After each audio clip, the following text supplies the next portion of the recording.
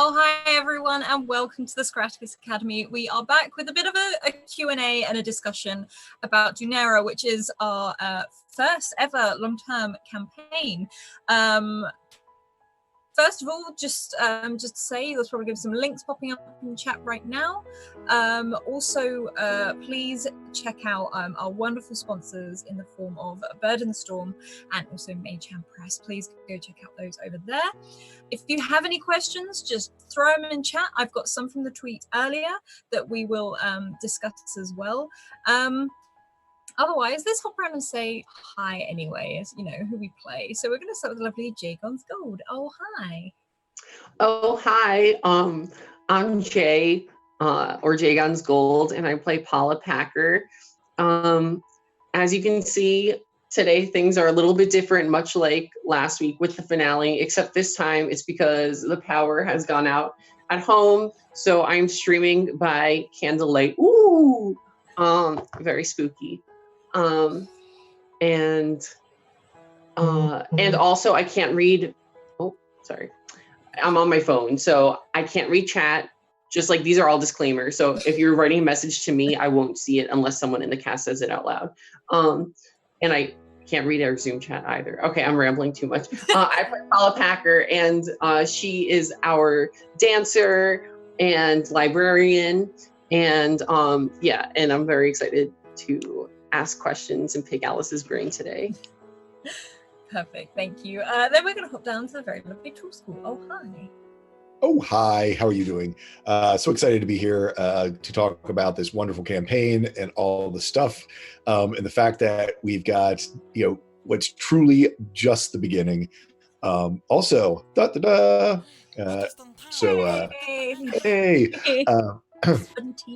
Yeah, so also just getting excited for next season, for seeing everybody at Gen Con.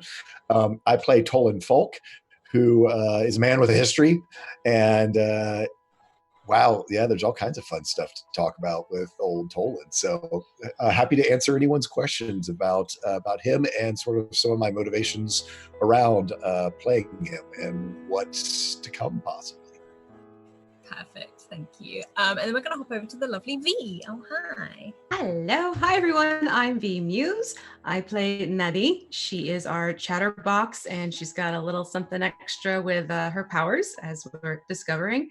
And I can't wait to hear some of the questions and hear the answers. And I adore Dunera. It's like the total happy place to be. And Mondays are my favoriteest day of the week, and then Fridays too. So yes, I'm so looking forward to hearing what people want to know more about it, because I want to know more too. Perfect. And last but certainly not least, Julie. Hello, I'm Julie. I am J-Cream Art just about everywhere. Today I have tea and I'm happy to just chill and chat.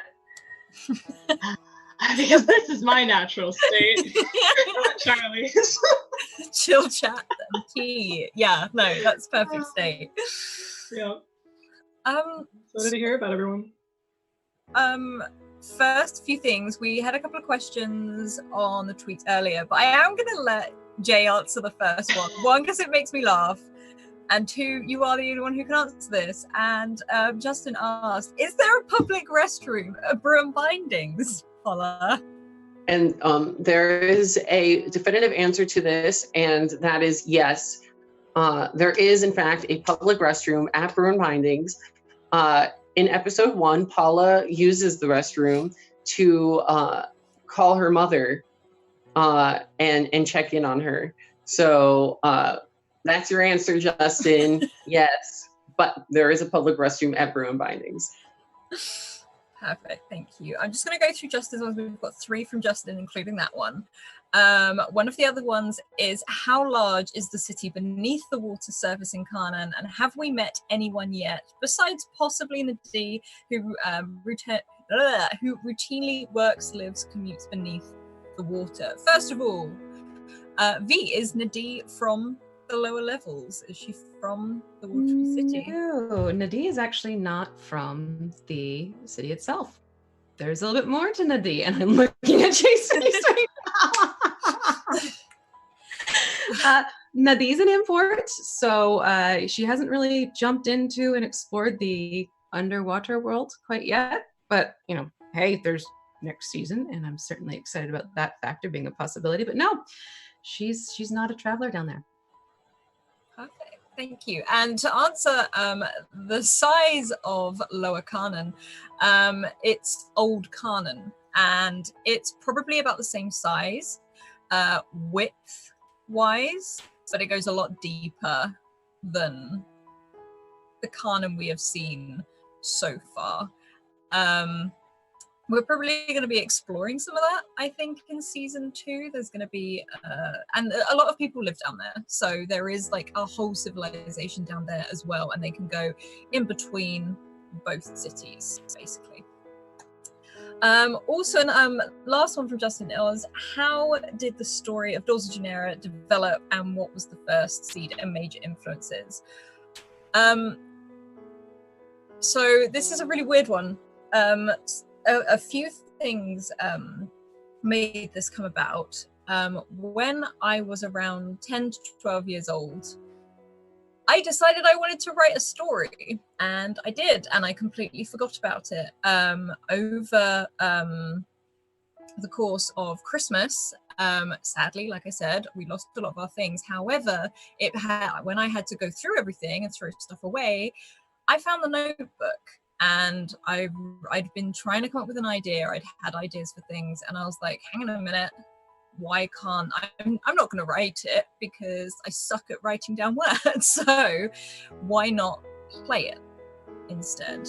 And for my degree, I specialized in a lot of anthropology, archaeology, religion and ritual, in history and stuff like that. I've always loved animals, and putting the two together kind of started feeding into Dunera, thus the almost seeker archaeological side of all that sort of thing.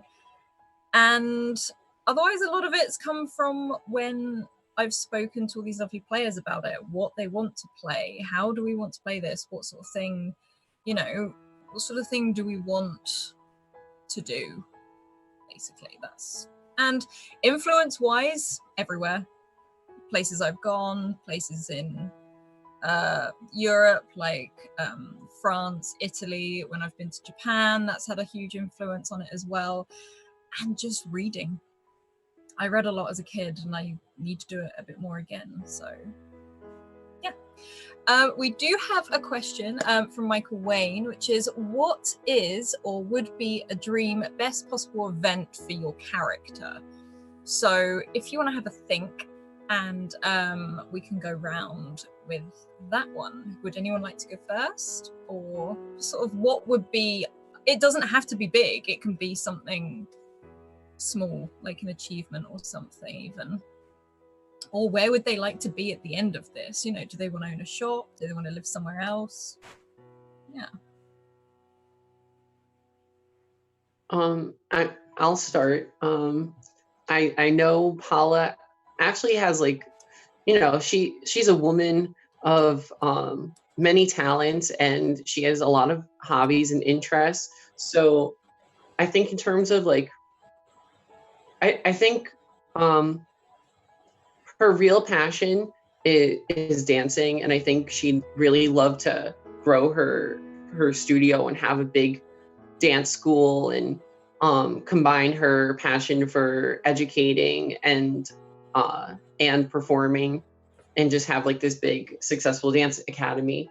But I think she also would really love to travel all over and see the world, because she hasn't left the city, and she spends so much time reading books, and she spends so much time around books. And you know, like, something tells me, like, I just have like this feeling that, like, it's just kind of, how do you say, like, in her blood, yes, to like, wink wink, you know, to travel, like, that's kind of like, and like explore, you know. So that's Paula's goals. Awesome, thank you. How about you, V? Is there anything you envisage for like Nadi? I think for Nadi, if she'd probably love having her own shop to make her terrariums and sell them, and have like her own greenhouse in the back and like her apartment situated with it type of scenario, and just not have to worry about worrying about her father checking in, and actually just being able to go out and do and explore and be. I could definitely see that being a huge goal for her. Absolutely. Whether it's, in Carnan or elsewhere, I don't know, but that could definitely be something for her where it truly would be like, okay, this is my place, and loving it. Perfect, thank you. And how about Julie? What would Charlie do? Really hasn't had a whole lot of time to think about what she wants to do with her life, and has spent a lot of that afraid of trying things. So I think, honestly, now that she can just get out of the city and just see more of the world, and maybe even start over somewhere, still be able to come back to like the people that she knows and loves, but I feel like a fresh start might be that like best case scenario. Yeah, and obviously all this can change as the seasons go on. This isn't like fixed as to what's going to happen. Yeah. But otherwise, Tour School, how about you? Where do you think Tolan would be? Redacted. But no, so I'm going to go with something small for Tolan. Because there's still other stuff. There's lots of stuff going on with Tolan. But for a long time after the accident, after the destruction of the Gardenia district, one of the reasons Tolan stayed there, somewhat out of penance, but before he became so afraid and phobic about the outdoors and being out around the city, he used to look around the scar in hopes of finding at least one of the plants that had gone extinct had actually returned. So that for him, he hasn't looked in many years, or several years, but to know that what he did to the Gardenia district is not permanent. Yeah. Also, we've had a question, just a quick one, going around the cast. Matt Avery, our lovely Avery, has asked, what is everyone's Inarquays? What are they and what are their names? So we'll start with V. Go. Our personal, what it would be? Oh, I don't know.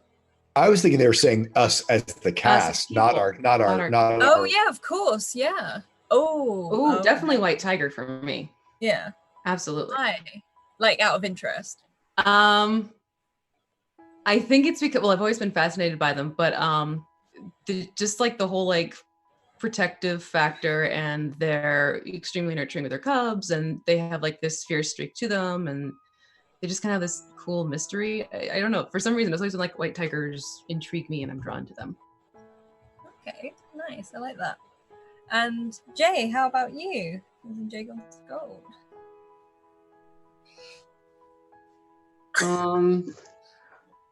Yeah, I had I knew exactly what it was like a while ago towards the beginning of the campaign, but I forgot what I said. But I know it was some kind of like grotesque animal, like something really nasty, like just like a filthy rat, like something from the sewers, like it just. I love and sorry if there's like background noise. My family is like freaking out because of the power ringing out. But yeah, so some kind of like grotesque animal, and the reasoning behind that is just because I'm just nasty. You're also fabulous, so Yes. How about you, Julie? Is there something you think you would in particular have a real life Narque?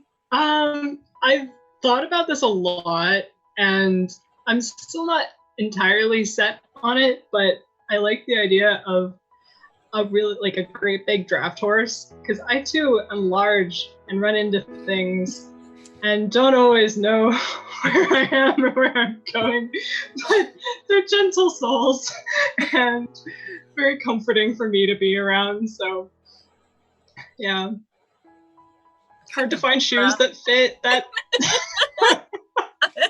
I love that. I love that. And how about you, Tor? What do you think? Oh, mine is Great Blue Heron. And it's been sort of, even before this game, was sort of an animal that has been a guide in my life. All the way from when I was young, I used to go to my aunt's house when I was not having good, when I needed to run away. And she lived on a spring where I used to fish and catch these little brim and on an old cane pole and worms, not even kidding. And a blue heron used to always come, and after I'd catch the fish, I would throw them to the blue heron. And so a blue heron has been a part of my life for the last 35 years, from even, as just a sort of comforting presence in my life. And I've had them show up at very weird decision point times in my life.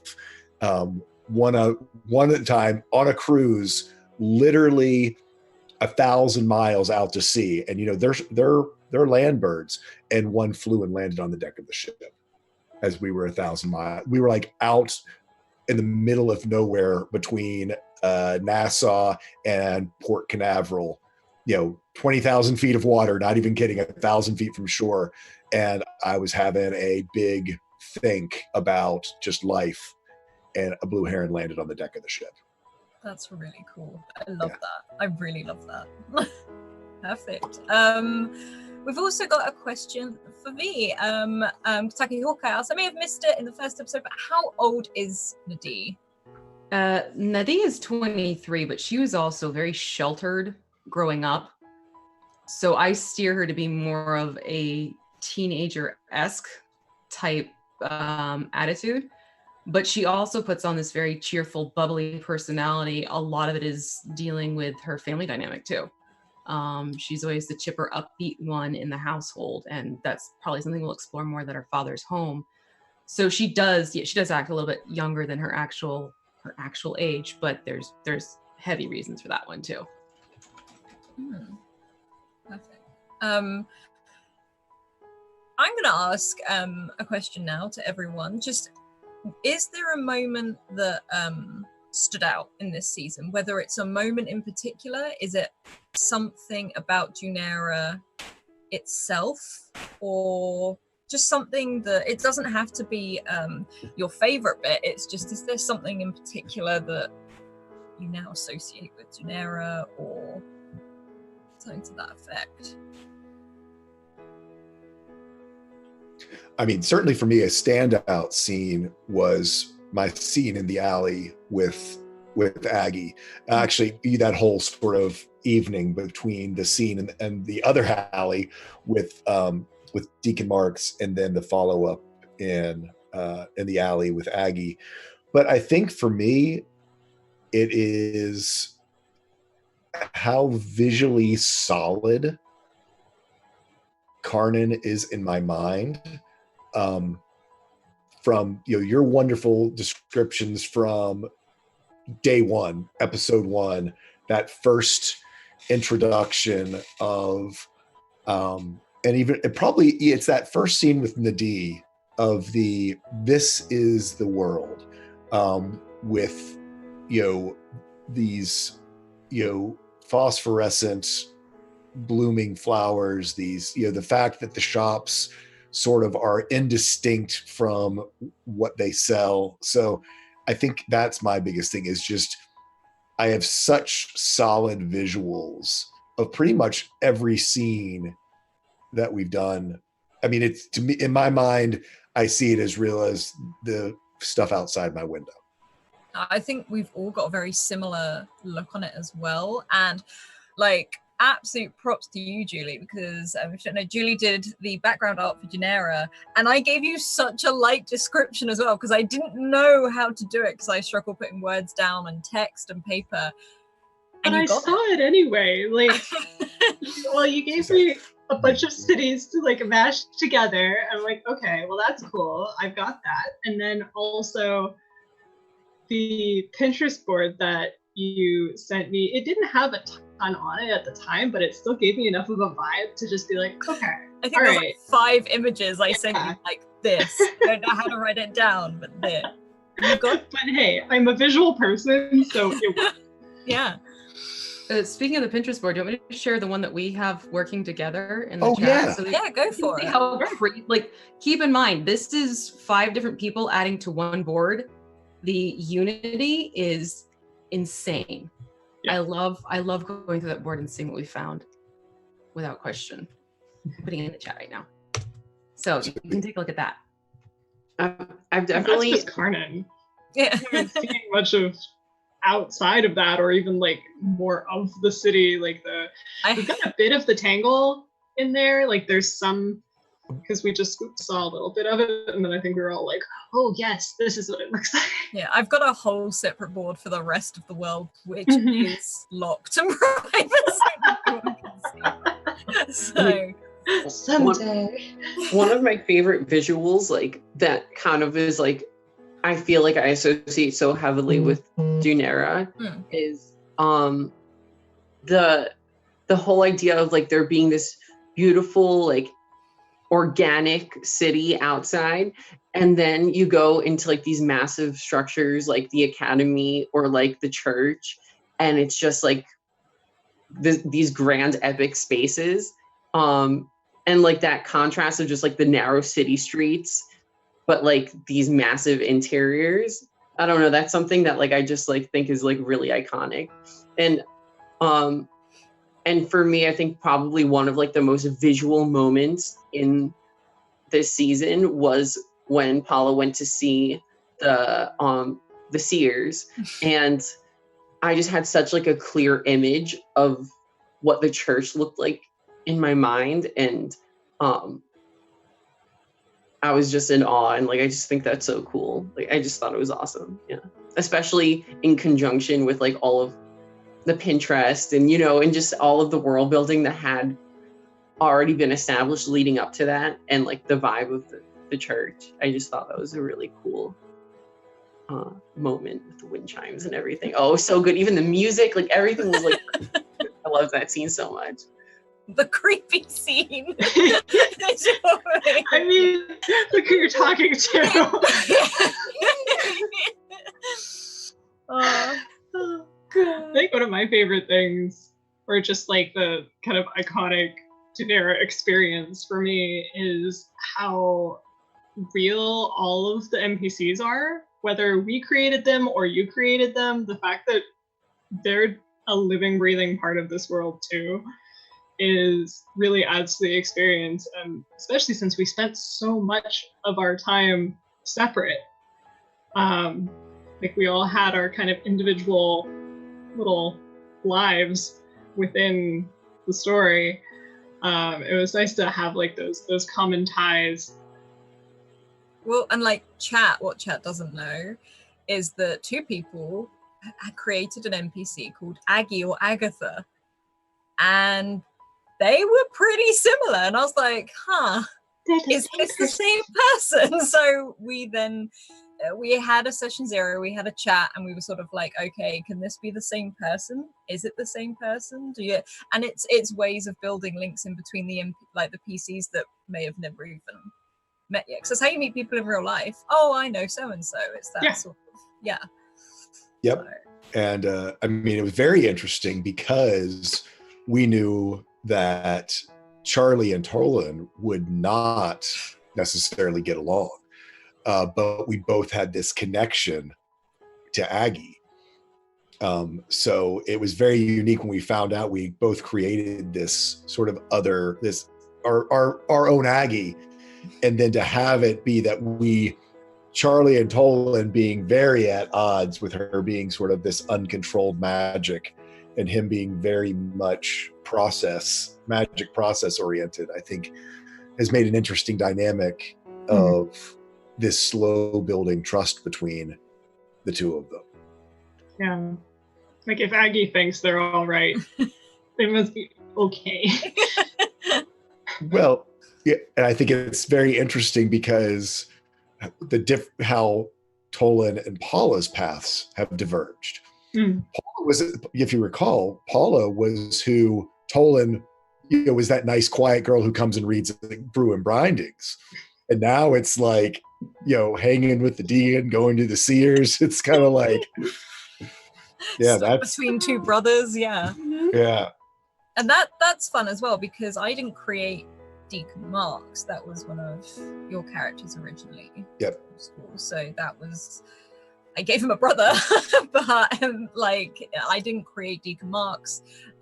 So it's really interesting trying to play like NPCs you have created, but also NPCs I've created. I have got their voices mixed up so many times. Sometimes I forget who I am. And I sit there and have a think.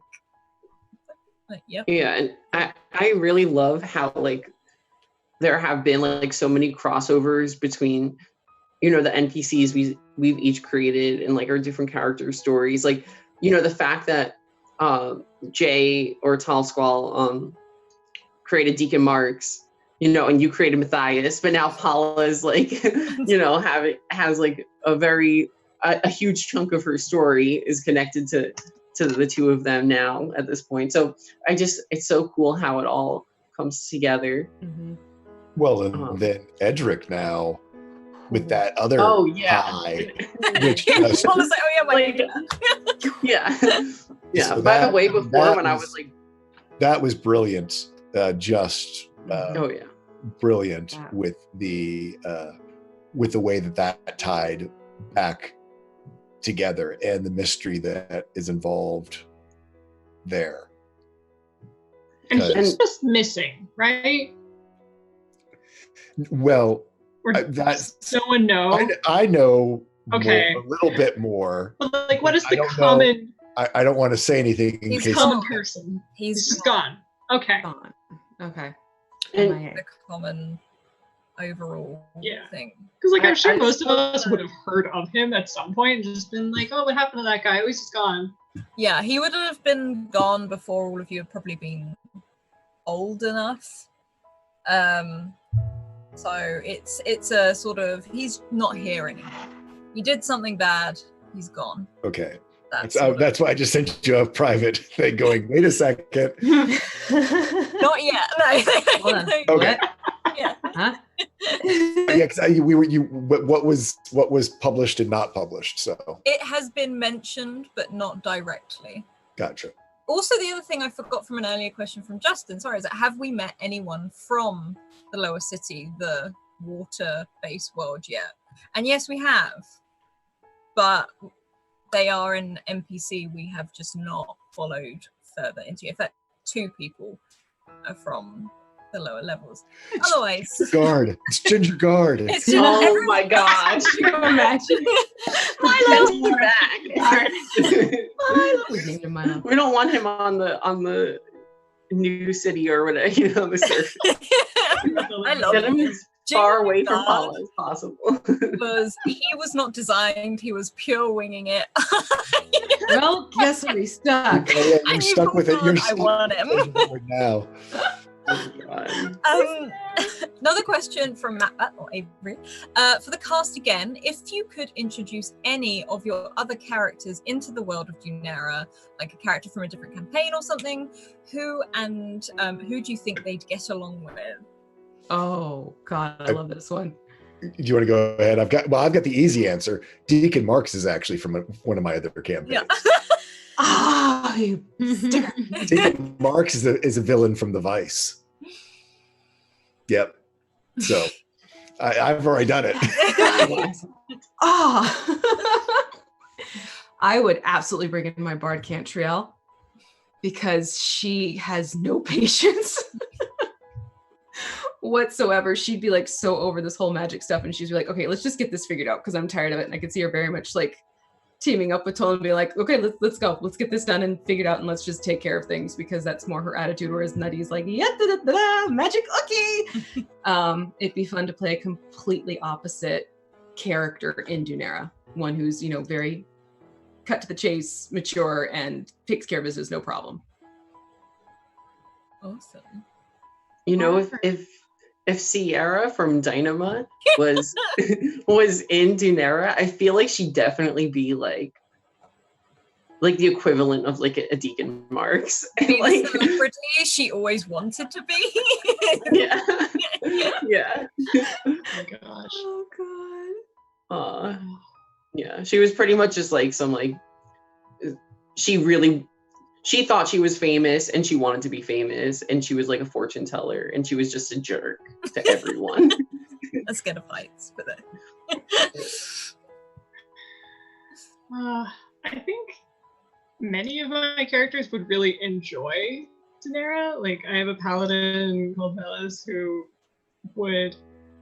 he's very nature oriented, and so this would be like his jam. But I'm thinking if I was to bring in other characters that like actually have screen time, I think Crow Hollis from our Lady Blackbird game a few seasons ago would fit in really well. Even though she's more of like a military style, I'm sure she could fit in. She'd be a great watcher, honestly. I was gonna say, yeah, she'd be a really great watcher. Yeah. But like personality wise, she'd love Aggie. Oh my god. Love her. Yeah. A little bit different. Is there anything any of you have to ask me, whether it's about season 1, season 2, about NPCs? Like, I have a question. Okay. Going into the next season, are we going to pick up like right where we left off, or is there going to be a bit of time? Oh, okay. High five. it will probably be maybe a few days after. Mm-hmm. Not the hour after, not exactly that moment. Just because I think there needs to be a little bit of calm after the intense thing and we'll see like how they're dealing with what's going on. I'll give you a bit of a flavor of where things are gonna be at this point, which would be interesting. Yeah, I think Tolan very much is in a sit and wait mode. Oh my god, Tolan and Nutty's father. Well, no, the real problem is I think we've established that Prim would know who Tolan is. Yeah. And that you're hanging out with Tolan Falk. Yep. Yeah, that's going to be interesting. Very curious to see how that plays out now that they're fathers, because he's so protective. Like, I'm curious to see how he reacts to the friends that she's made and where he goes with it. Absolutely. And God forbid, oh my god, the cabaret. He's going to find out about the cabaret. We won't tell him about the feathers. It's gonna be like, come to see one of the shows. How many feathers? Do you know what's weird? Feathers have been following me ever since that episode. Like, there's just been like feathers showing up. I'm like, okay. Never answer that question. Yeah. You'll answer it. God, that's gonna be one that I'm definitely interested to see how that pans out. You know, I have a question that kind of circles back to something we mentioned earlier about how this season, like we had a number of episodes where each of us were totally separate. You know, there was a lot of exploring like our individual characters' backstories, which I think is really cool. And I also just want to like take a moment to like talk about that, because like I think it's really cool how effective this season was, despite the fact that like we didn't spend a ton of time together, which is so unusual for a tabletop RPG, but it still felt like so natural. Because it felt like a TV show, because like that's how like TV shows work. You know, I don't know. I really thought it was 100% agree. But my question is like, do you expect that in season 2 it'll like continue like this, or do you think that we'll be spending more time together? It depends on what you want to do. It really does. It depends on where it leads you. It depends if, say, Paula goes and questions her mom about who her father actually is. It depends on what people find out about each other. And also, what I will say as a spoiler for next season, we're starting to have guests come in and play whether 1 or 2 episodes at a time. I only have 1 to 2 guests each season. But they will be coming in and they will be influencing the story. And the first person to come in, I know their character, I adore their character, and we're in discussion or not at the moment whether they're linked with an NPC that's already here, and they are not from Carmen. Ooh. They are actually from elsewhere in this world, so that will be interesting as well. But that is something. We're also excited. We've got I've got 2 in guest-wise. I've got 2 people in the, as we put in the works, I guess. Hopefully coming in season 2, so it should all be good. Yeah, which could direct people in a completely different direction. Some people we've already discussed who we think this person is probably going to get on with the most or struggle with talking to the most and stuff like that. So yeah, creating different scenarios and the big, effectively colourful hole in the sky, plus other things. Yeah, that thing. Shadow people that have been happening. It's all only really touched on it. Mm-hmm. That's I'm so ready to just like actually do things now that Charlie's not afraid of everything. The big barrier is kind of gone, and so it's just like, okay, well, I'm curious. It's time to. Which is awesome, because now you're gonna like have a whole different world that Charlie can go in. Charlie knows the Tangle. Like, Charlie knows the Tangle very, very well, and we haven't even really looked at that other than a flashback. And Charlie, I'm guessing, is probably not feeling so scared of the Tangle anymore. So, he could be in there a lot next season as well. So, we'll see. There's so much to see and do. This is one city. That's one city. And we've got a map. You've all seen the map of how big everything is. So. Yeah, no, there's so many things that as a player, I'm like, I want to do this and I want to do this and I want to do that. But Tolan doesn't know anything that's going on with them. So it's sort of like, okay. But the one thing that I know Tolan's going to want to do, just because he didn't get a chance, because it was just bam, bam, bam, bam, bam, is probably in these days that they're kind of like doing Sanctuary, because he's going to start feeling cooped up, I'm sure. Well, I won't say cooped up, but just longing for his own space. It's going to seem like he is having to be around, even though it's Aggie, being around Aggie and Averick and everyone. I don't know whether or not Charlie's going to end up there or show up there or how that's all going to work out. But yeah, he's definitely, I'm trying not to be meta, but I would get curious about that compass. So. Oh yeah, for sure. I can see that. Okay. Oh, we got another question. Question for anyone and everyone.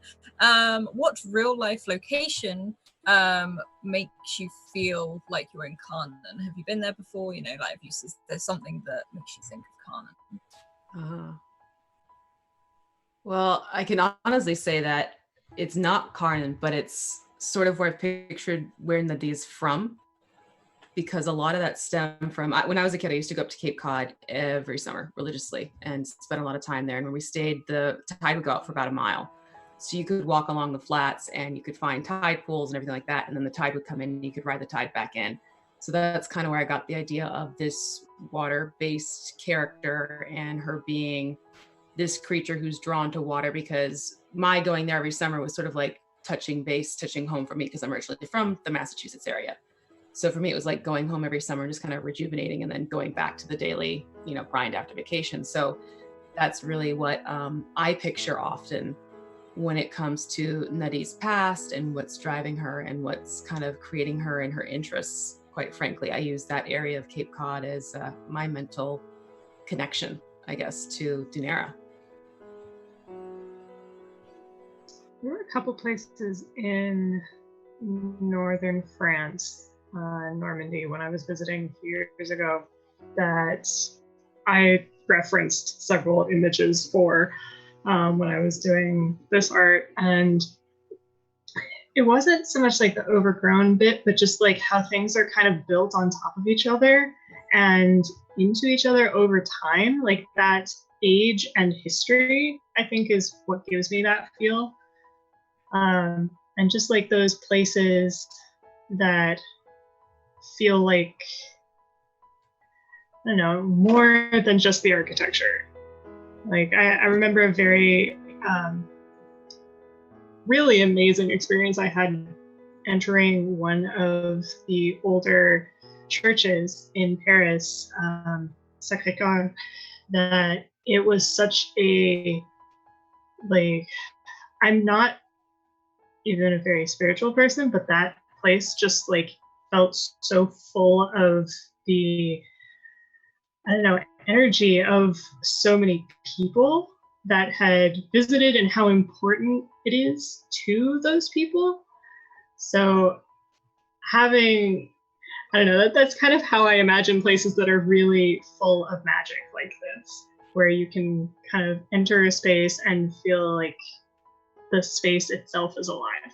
Well, it's funny that you say that, because I based a lot of Carnum on France, because that's where I used to go every single year. There's a place in the north of France where I used to go as a child all the time called Saint-Malo, and there's also a place down south, which is where I went, which I still go and hoping to go next year, down to a small village called Olonzac, Olag, and they are little buildings like that. They're all built on top of each other. There is the little winding streets, there are cafes on every corner, there are flowers everywhere, and it's got a magical vibe to it, and it's just kind of relaxed, it's kind of peaceful. Even when it's a busy day, you feel like you can sit and relax with it. And it's also sort of near the Carcassonne area as well, which is very touristy now, but if you go into Carcassonne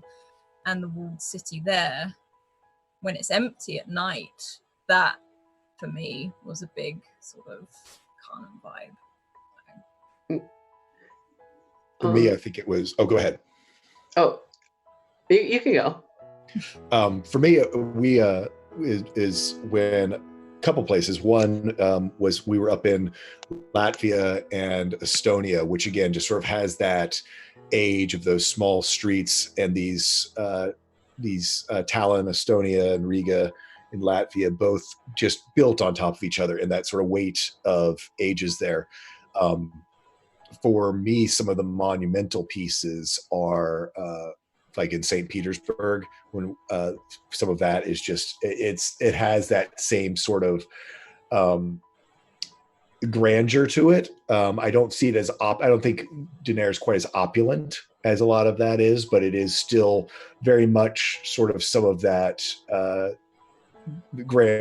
grandeur of it. Like I think Jay Gonskol was saying about these huge, monumental internal spaces. But for me, the really interesting one is when I went to Berlin, because there is this weird weight and sort of sorrow that are in parts of Berlin. And even though it is a changed city now, it's like that weight is still sort of upon it. And the architecture tells that story of when of Berlin being this center of so much history, and not necessarily good history.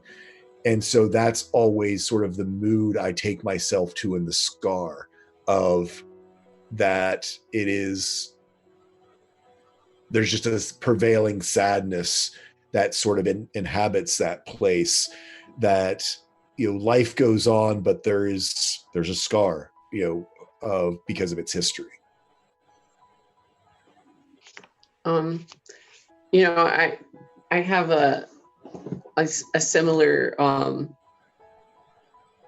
story, I guess, where I guess before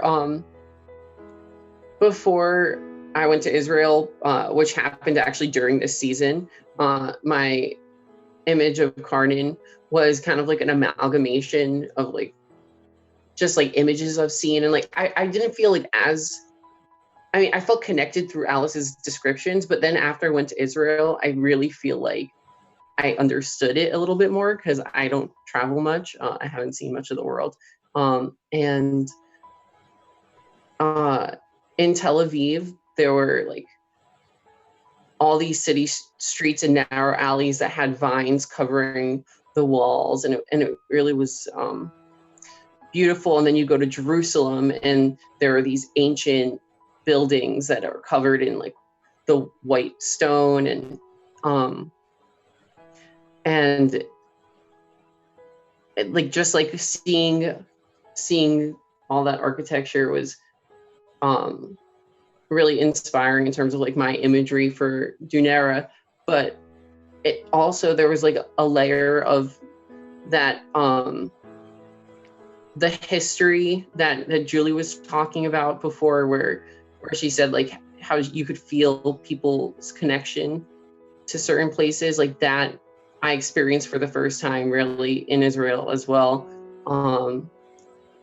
Like we hiked up this mountain, and I know we haven't really even left the city yet, but in terms of that feeling of like that being in a space that is special because of the history and the connection to the people. We hiked up this mountain, Masada, and we watched the sunrise from the top of the mountain. I really felt that feeling for the first time. But then there was even like Tall Squall was saying, like it's kind of like all connecting. There's also that layer of darkness there, because there is such, Judaism has such like a dark history, and also like there's a lot of political stuff happening in Israel right now that's very dark, and that's definitely present throughout all of, everywhere you go, you feel that that balance between, like the spirituality and or magic or whatever you want to call it, and that very real like political conflict, and I think that's really kind of what Dunera is. It has like the magic, but then it also has like the taint. Yeah, no, I mean, what I will say is the Lower Canon that we haven't seen yet was inspired greatly by my time in Italy. So there's a lot of Rome, there's a lot of Sorrento and Tuscany in there as well, with that side of things. But we do have a question from Scrat. If you could sum up the first campaign in just a few sentences, how would it sound? Like, how would you tell your friends about it?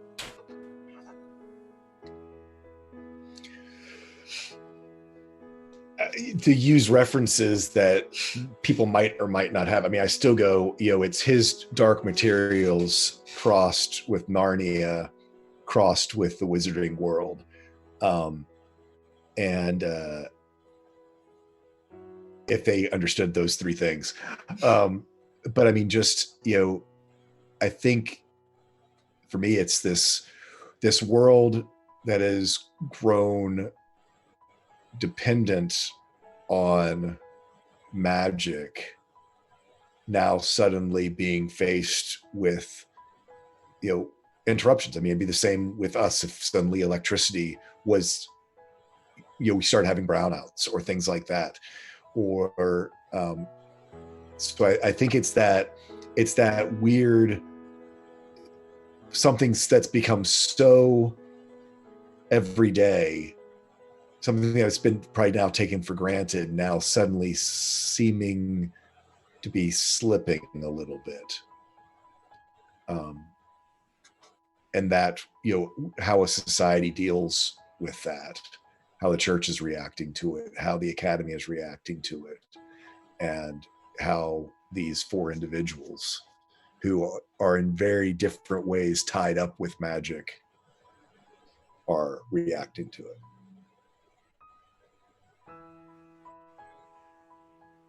Awesome. Anyone That would else? be me. Is there a way you would? I was gonna say Julie does the amazing I know, reading. she does the write-ups. But I get to think about them for like just a go week. like Wow. just hold up your picture, like the picture. Yes. Well, honestly, it's how I've explained it to some people at work, because I've actually my team lead has started watching it. She was really interested because I was telling her about some of. Well, okay, so like for context, some of my goals for the year has been tied into my like roleplay confidence, I suppose, because I do have to play a lot of different roles at work and like within, I don't know, as kind of a mentor for some people and for talking to clients, all this stuff. So I was amazed to see how closely a lot of my hobbies tie into my like work.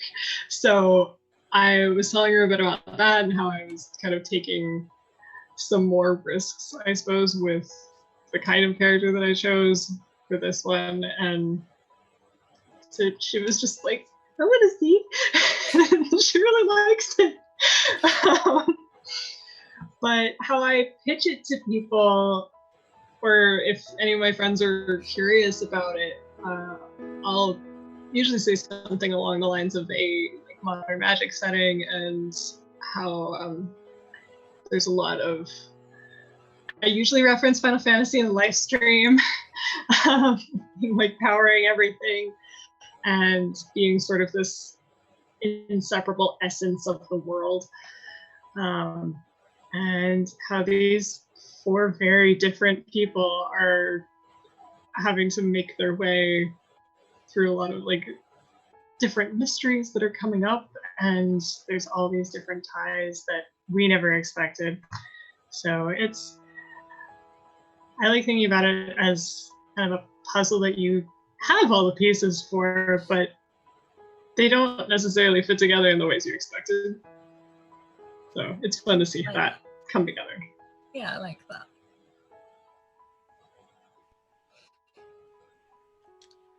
I think for me, I'd probably describe it as the story of four people and the utopian of their everyday lives, and how the simplicity creates this beautiful, idyllic world, but on the cusp of a dystopia society ahead of them.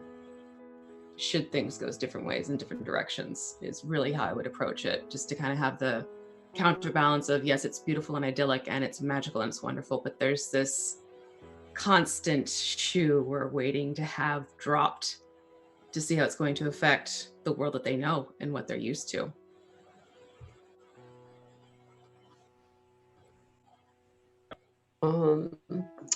I'd say it's a romance story.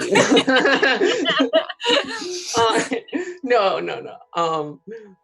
I mean, I definitely would mention that that's an element, but I'd say that,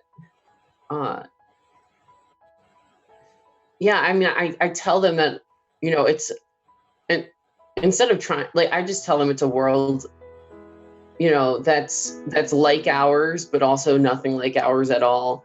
And like that, and that's kind of what makes it so special. You know, you can connect to it, but then it also just feels like it feels so relatable, and the characters all feel so relatable, and the stories feel relatable in a sense, but just like the context is changed just enough that it feels totally magical and grand, you know. So I feel like that's what Dunera like really, for me, that's like one of the most like definitive Dunera things, is like just being like on the edge of like relatable to incredible beyond, you know, and magical.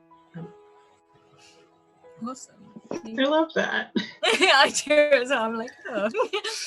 Also, another question. We talked in session zeros about how we, all of us are stretching ourselves with our character choices. Did everyone achieve what you wanted, or at least achieved what you wanted, like in the first season? Like, do you think you're on your way if you are, or what are you doing? Because I remember coming into this being like, right, this is going to be heavy role play. This is an explorative thing.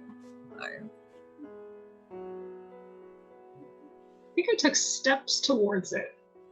I'm having to kind of evaluate some of my goals, and because things have changed, like things evolve, the story has influenced a lot of things that I maybe would like for future. So I think what I set out to do, I mostly did. Awesome. Anyone else reach that goal, or at least make a progress towards it? I think with Nettie, she's not such a sheltered, innocent creature anymore. She's opening her eyes and she's getting to know more, and she's also taking the initiative is, I think, the biggest thing. Like, she's actually seeking to go out and find other people as opposed to waiting for the world to come to her as she's been so used to. So yeah, I think the first season she's definitely made some strides I'd hope to see for her. But I like the fact that it hasn't been hugely drastic and she's not like, screw you, Pops, I'm out of here. Like, it's still, you can see she is struggling between, you know, this is my father and this is what I want to be type of situation. So I'm liking that she's in transition still. I think when I made Paula, like from a role player's perspective, I definitely had I definitely had the intention of taking her in a different direction than I've like made all my previous characters, in the sense that I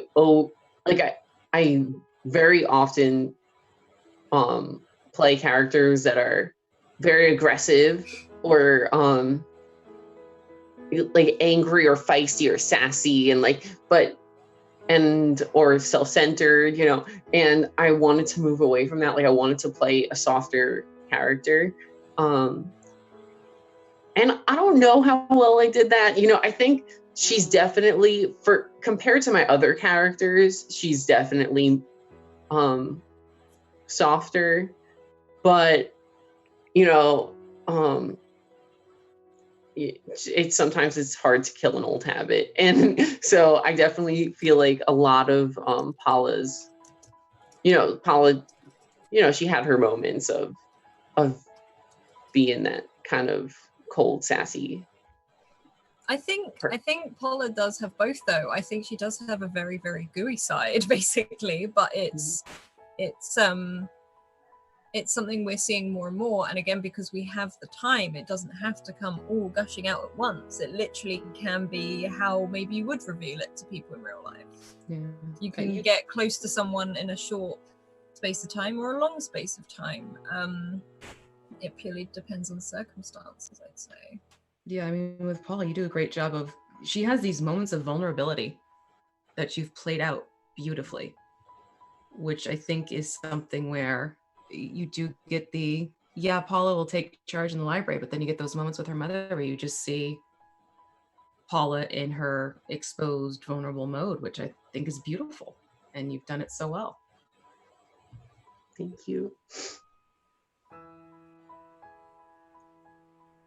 I think for me, yeah, I mean, Tolan, I wanted to do some real sort of, exploration, as a role player, getting into some sort of deep vulnerabilities for myself and him as a character. And so certainly it's been cathartic in a lot of ways. He's got a lot more, and I've got more things I want to explore with him, but it's been an amazing experience for me to have this sort of safe spot in this world, and with my cast and Alice as our DM, to have her push me in ways. I remember we talked before the DP marks. I was like, I want you to really lean into this. I'm going to get upset, and I need you to really keep leaning into it. And it was amazing. And then the recovery out of that with Aggie just as amazing, which we hadn't planned at all. I didn't know how she was going to get Tolan out of it. I couldn't leave you after having an argument. I was like, no, Aggie, take an Aggie. Yeah. I think there's been a lot of emotional role-playing moments in this, whether it's like sad or happy or just expressive. I really actually enjoyed doing the flashback with Charlie going into the tangle, because that was a completely different Charlie. That was a different type of Charlie at that point. And I suppose a different type of siren as well. So, yeah. And we've got another question from Avery, I believe. But are there any scenes you would really love to see happen and it can involve your character or not? So, like, is there anything you want to see happen? Is there anything you really just need to happen? I'd love to see Matthias and Nadi have some time to chat together. Because there's some parallels to their childhood that's going on. I think there'd be an interesting correlation and back and forth between the two of them. I would love to see how that would play out, quite frankly. I mean, I'm terrified of it because I think, but it's Prim and Tolan, because I think, for role-playing and tabletop purposes, everyone is sort of either didn't know who Tolan was or has been able to have this sort of sheltered peace, or Aggie, who for whatever her ulterior motives are, which we still aren't sure of. She is nice, I swear. Like, I love Aggie. She is nice. She's just nice. No, but why is she nice to Tolan? I don't question why. There's something else going on there. But to have to really hear from a citizen that we now have gotten to know, and not just some citizen in the street, to confront Tolan and what the hell he is doing, daring to be a part of Nadi's life. I mean, as protective as she is of Nadi, and that literally that, the Blightbringer, she brought the Blightbringer into her home. I mean, that I'd been there. She served me, noodles and tea at their dining room table. That is, yeah. So that's, but no, I mean, it's something that needs to be addressed. Tolan's history isn't real unless some of that stuff happens, because.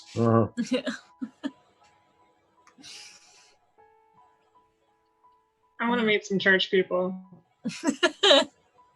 Oh wow, Charlie in the church. Charlie has no interaction with them. Which ones?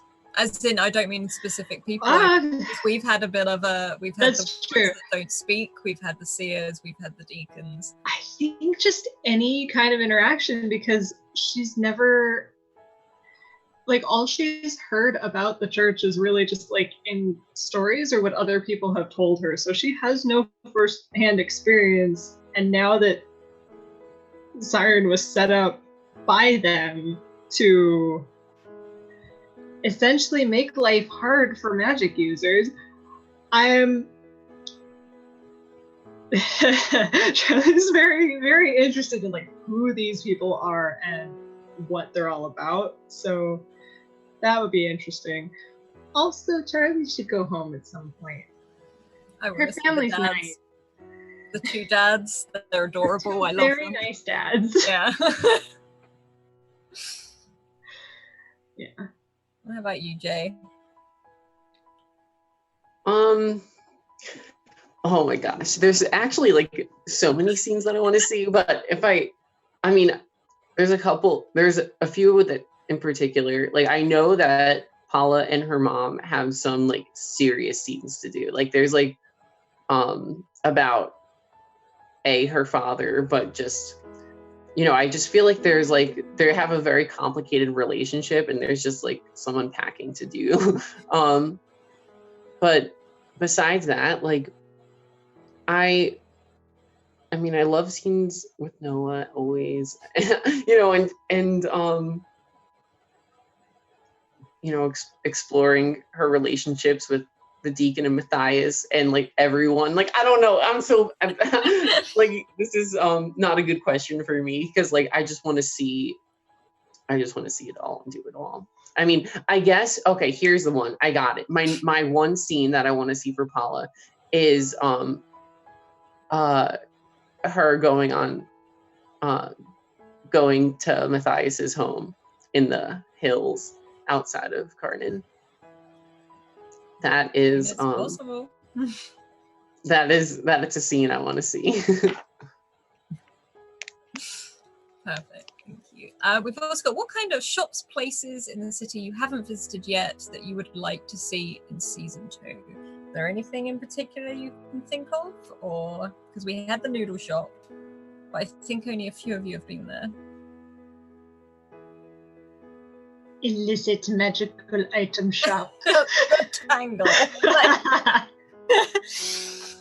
I mean, Tolan is looking forward to go. He's got some things to do in Old Carnan underwater.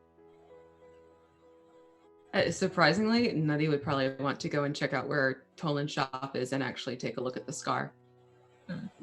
Just because if she gets wind of the history and the whole plants and stuff, she's going to actually want to like explore and see if it's true there's nothing there. And I'd be curious to see how that works out considering her thing with plants too. Yeah, if Charlie ever caught wind of you wanting to find some of the old plants that might have come back. Well, that's just it. I mean, you have Nutty's greenhouse. That sucker's been going for a while. And she's collected plants that her father has brought to her from who knows where. Yeah. So that could be like another, who knows, Nutty has something that used to be in the Gardenia district and it's We've got a team Yeah. of sequestered, no one knows it's there. green pumpkins. I was being very subtle about it, but Tolan was looking around Aggie's garden to see if there was anything from the Gardenia district in hers. When he did the loop around there, I had sent a message saying he's looking to see if there's anything. Oh. When he did that whole thing of why he walked around afterwards was to see if there was anything from the Gardenia district alive there. Okay, that's really cool. I try to put in lots of subtle stuff that later on, if people go back and watch, we'll see. I think Paula definitely wants to go to wherever this newspaper is published. She has some qualms with like the editors of this newspaper. Just go in and Where's the editor? Yeah. I can see that. Yeah. That's an episode. That's just an episode. Yeah. That's totally all Paula. Oh my gosh. Kentucky Hawkeye, who or what does the church worship? Everything is linked to the earth. However, the church believe there are gods, multiple ones, in charge of looking after the earth. But there's the main focus is the world itself, because that's where the magic comes from. That's where the season tree pumps it out into. But they do not. The church that we have in Carnan, there are many religions in this world, but the church we have in Carnan believes that there is an almighty or almighty beings about that effectively provide for this planet, this earth, giving us the magic, giving us the substance to actually survive. Whereas there's some others that believe it's just the world itself. There's nothing else, there's nothing up there, there's nothing down there. It's literally just the earth itself, and there's other stuff, but spoilers. This is going to be a very out of the left field, but also why not? What tattoos would your characters have if you don't have any already? Oh, we all know Matthias's, so would anyone else have one if they did? Charlie has some. Yeah.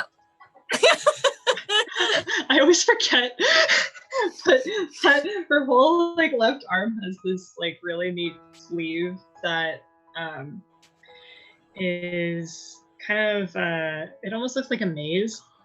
But like she stays covered up most of the time, and it does like light up when she does magic. So That's cool. give this one a Faust.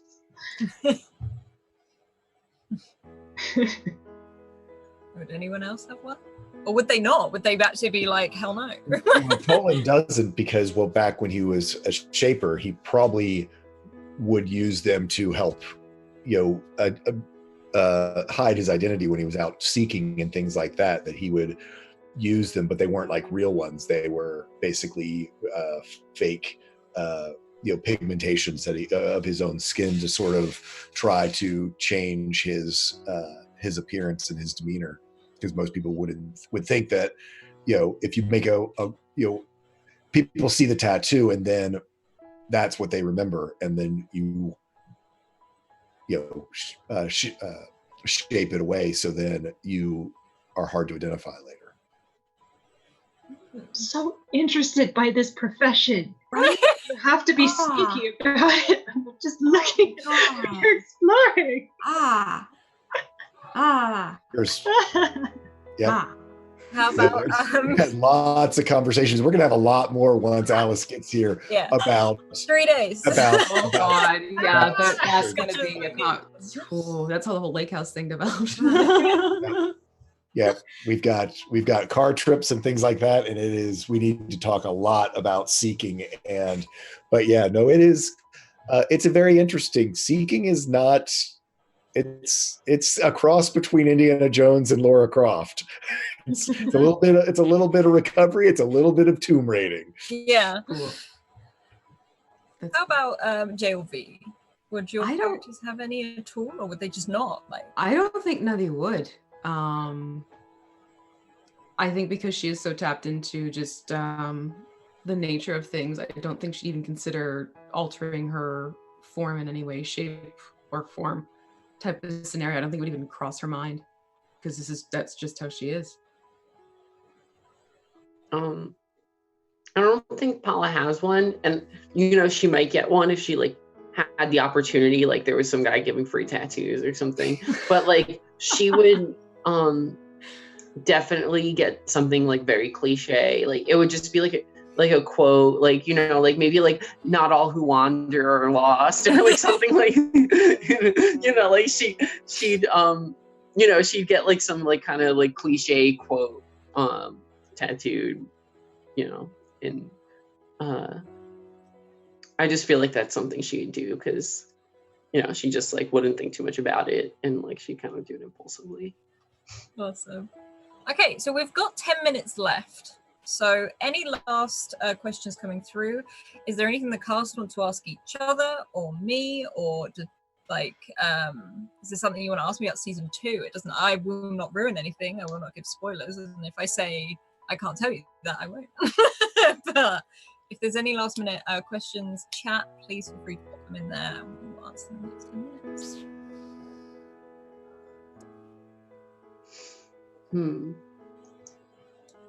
I have a question for the cast. What are you dreading the most? Like not in like an actually bad way, like, but like in like an in character bad way. Like, what are you dreading? I think in a way Nadi's going to be a little bit trepidatious about the underwater world in some respects, especially as of late. Like that's going to be a bugaboo for her, for sure. Also, just not a question, more of a statement. No, it's a question. Avery, does the cast know that I love them all? Yes, we do, Avery. Yes, love you darling. too. Love you, Avery. So, I was gonna say there's so many things that Tolan dreads.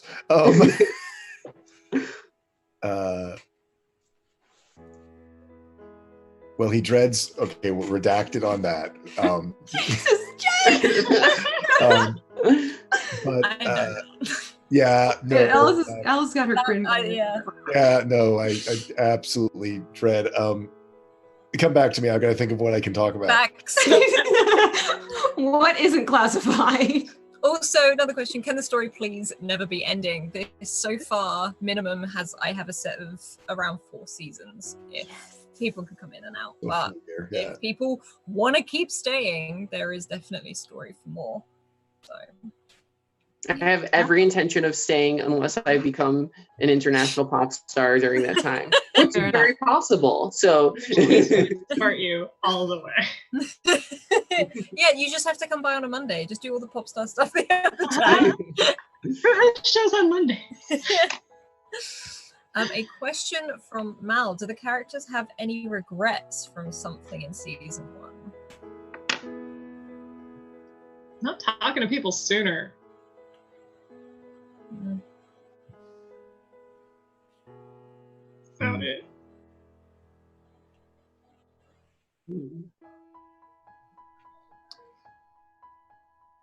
Paula probably regrets being so mean to Matthias still. Like she was like that. I think she was only really mean to him for like a short period of time, but I think she still feels guilty about that.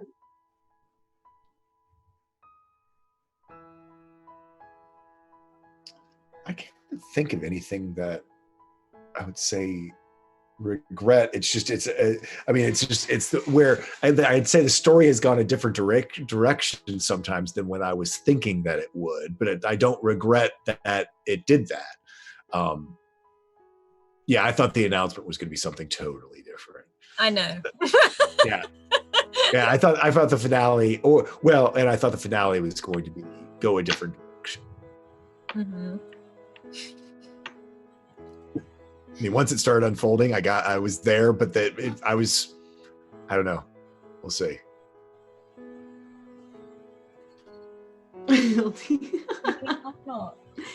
Give me love. I want love. Yeah. So, unless there's anything else, all good. Yeah. Yeah, I think so. Final question in the Zoom chat is: where is the ticket booth to book passes to Dunera? We all must know. Can we please? Right? Open a wardrobe. Sometimes it's there. Yeah, exactly. Yeah, the ticket booth itself is in Narnia. You just have to find it. But go to the lamppost first. Yeah. You have to go through Narnia. Like, you have to go through Narnia and like take a couple stops through like the Wizarding World of Harry Potter, and like you have to go through all of it to get to Dunera.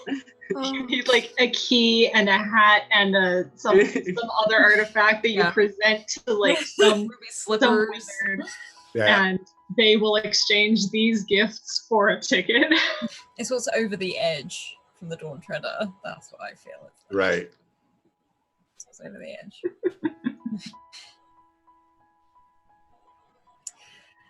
So, everyone done? Yeah. Can we start? Let's do season 2. Can we do the premiere right now? We are all together at Gen Con, so the Dunera group will get together at some point, even if it is just for a coffee, like in Burrow Bindings. But otherwise, we'll wrap up here. I'm very, very much excited for Daughters of Dunera season 2.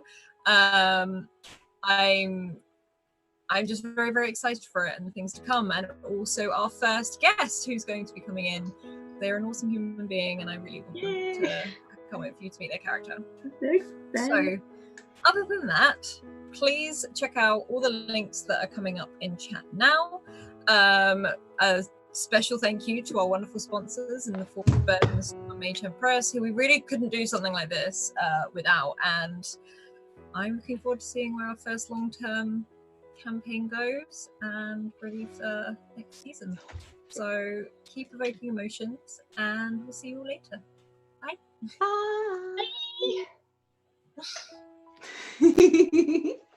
Bye.